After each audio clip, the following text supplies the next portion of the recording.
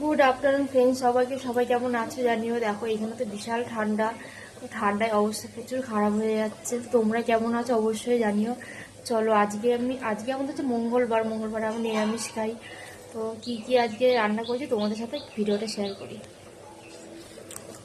First এখানে দেখো, এখানে হচ্ছে মিষ্টি আলু উচ্ছে ভাজা।